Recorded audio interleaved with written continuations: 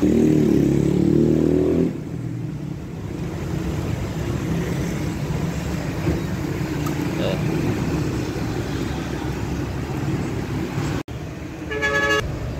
hello, welcome back mga tol. At ngayon nandito naman po tayo sa Hingoog City, Misamis Oriental. At dito naman tayo sa ating client. Ito po ay isang vehicle lang at gagawin natin is servicing ng GPS ni vehicle. Hindi na makita or di na matrace sa web. So ito na mga tol, ito yung emergency button, tapos yung unit, ayan o, nandyan yung unit. Check natin kung anong problema na hindi na siya makita sa web.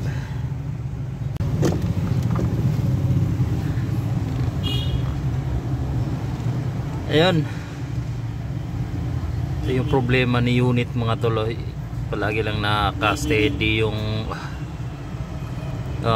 SMS indicator niya mga tol. Hindi po siya mag-stable, so initializing palagi. Try natin itong i-reset, tanggalin natin itong pin. Ayan, dito yun, tanggalin natin to at subukan nating i-hard reset. Ayan, disconnect na natin sa supply. At ito pa rin yung status niya, oh. Hindi pa siya nag-stable. Yung SMS nito is i-check natin. So kailangan natin tong buksan. Ayan, nabuksan na natin at tingnan natin sa natin pa pala. Tanggalin natin yung backup battery supply. So ayan pa rin, oh. Ayan, hindi pa rin nag stable. Disconnect natin tong backup battery connection. Ayan na, okay, tanggal na. Ayan, i-relax muna natin mga tol ng ilang minuto para ma-refresh yung ano niya, module. Ayan, ito mga tol, pag hindi ito ganun pa rin yung status niya, hindi siya mag-stable. So palitan natin to ng backup. Meron tayong dala dyan na backup. So ganitong unit rin, itong klase, palitan lang natin. Ayan, balik na natin yung backup battery supply. Try natin i-plug in or ibalik sa main supply. Kung ganun pa rin yung status nya, palitan na lang natin ng unit. Ayan, nabalik na natin at ito tingnan natin, i-observe po na natin to ng ilang minuto mga tol. Ayan, blinking. Observe muna tayo kung mag-stable ba siya.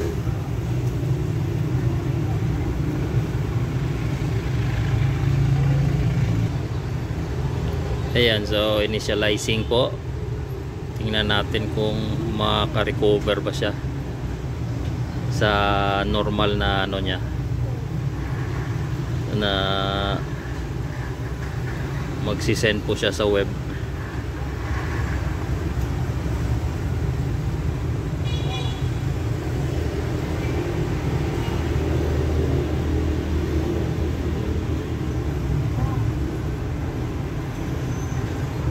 Ayan, wala pa rin. Ganon pa rin yung status niya sa upon arrival natin mga tolo. Dito na, kailangan na natin itong palitan. Hindi natin pwede ma-delete po itong vehicle na to, kasi pagkatapos ng servicing natin, aalis to para sa kanilang delivery. So ito, ganun pa rin, no? So ito mga tol, hindi po siya mag-stable. Kailangan talaga tong palitan. So change unit po tayo. Ayan yung na-replace natin mga tol na backup. Ayan, okay, stable na po siya. Ayan na. At na-send na po natin yung details nito para ma-encode sa web. Ito.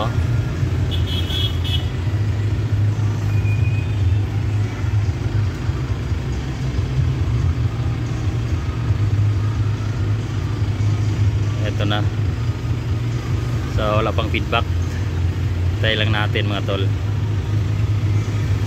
Ayan, meron na. Ayan na, meron ng feedback.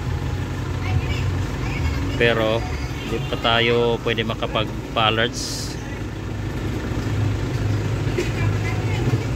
Try lang natin ang go signal ni CS na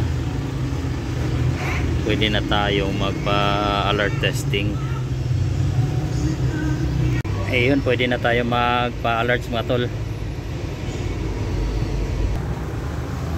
Okay, pa-alerts na po tayo.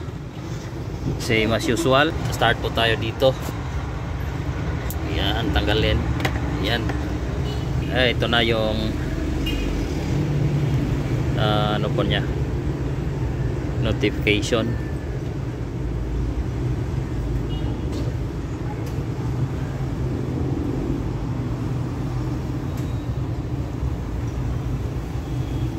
Ayun, ang tagal-tagal.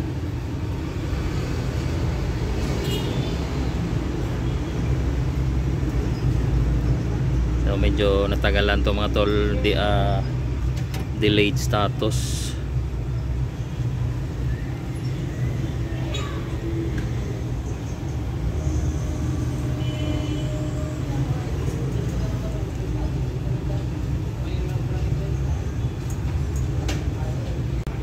Okay, ayan, sending na po. Dito naman tayo sa emergency button.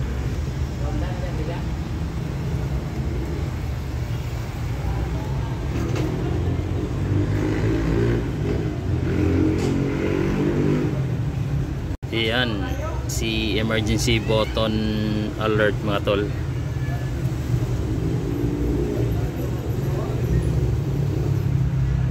Ayan, okay na.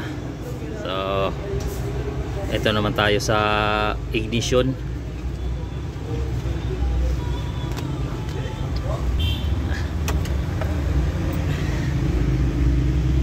Ito yung naka-on pala to kanina. So ito yung ignition off alert.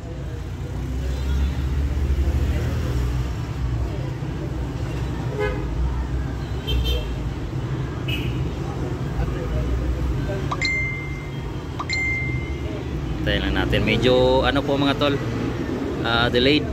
Itong ginamit kasi natin na unit na backup, kino-configure pa to kanina. So ganun pag ano, delayed po yung reporting o ano, sending niya na pumasok dun sa web.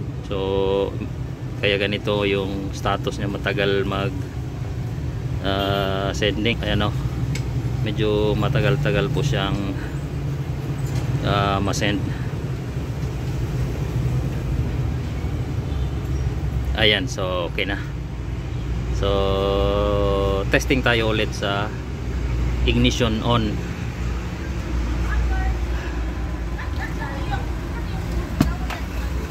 Ayan, okay, ito rin yung ignition on. Observe natin hanggang kailan kailan mag-send yung pinapatrigger nating ignition on. Pero masisend din yan. Medyo may katagalan lang.